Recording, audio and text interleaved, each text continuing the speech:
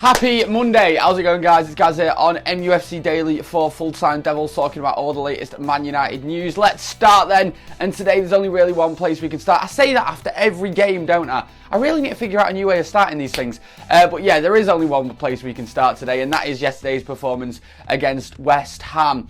It's got to the point now where I'm not even shocked, I'm not even disappointed, because I was kind of expecting it really. You know, it wasn't an absolute shocker, we didn't lose.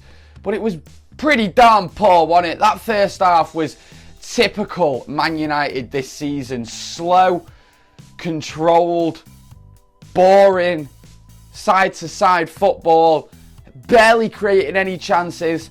I said in my fan cam, right, I said, I am fine with playing that type of football. I am fine with it.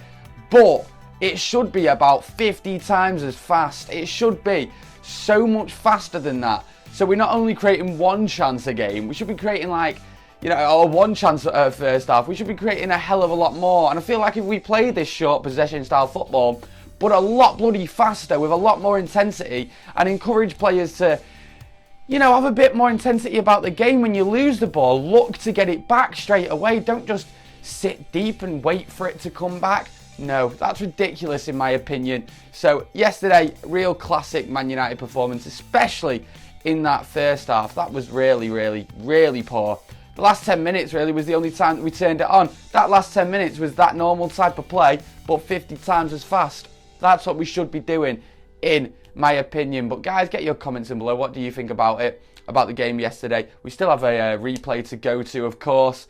Not confident about that at all. Sorry to sound negative, but it's a very, very tough place to go. I'm not going to go and say we're going to lose, but I do think West Ham might take us to extra time. It's going to be a very, very tough game at Upton Park. But, a win and we go to Wembley. So there's still something to be happy about this season, because if we can win the FA Cup, obviously we'll be disappointed in the long run, but at least we'll enjoy the day, won't we? Guys, get your comments in below. Go and check out all the fan cams as well about the match yesterday. They are all up on the channel. Right, moving on from there then, and let's talk about the potential next manager for Manchester United. You know me, I'm sure that it's Mourinho. I think he's already signed, honestly. I think Mourinho's already signed to join Man United. I'll be happy with the appointment. But another name that's been put by the British press, by a lot of the British press actually today, is Laurent Blanc. Of course, ex-Man United player, current manager of PSG. Now, I think that the press have probably put this because he's a little bit younger, because I do think Man United will be after someone a bit younger than Louis van Gaal this time around.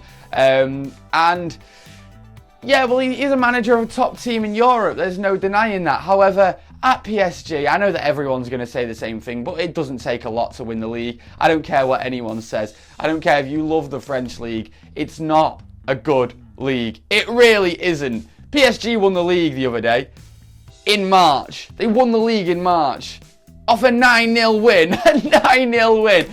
I'm sorry, but he's not done a lot as PSG manager, in my opinion. He did a lot at Bordeaux, his first club, where he came second and won the league there. That was really impressive. But at PSG, if they win the Champions League this season, then that is a massive achievement without doubt. But he's not done enough to convince me he's good enough to be Man United manager. Louis van Gaal had done a hell of a lot more though, and look what he's done. He's had a worse season than David Moyes. Who would have seen that coming? So it's all about picking the right guy, like Howson said in the past as well, that I've got to agree with. Give them interviews, you know what I mean? Give these people interviews, even if you don't think that they're going to be cut out for Man United. At least give them an interview and see what they could bring to the table.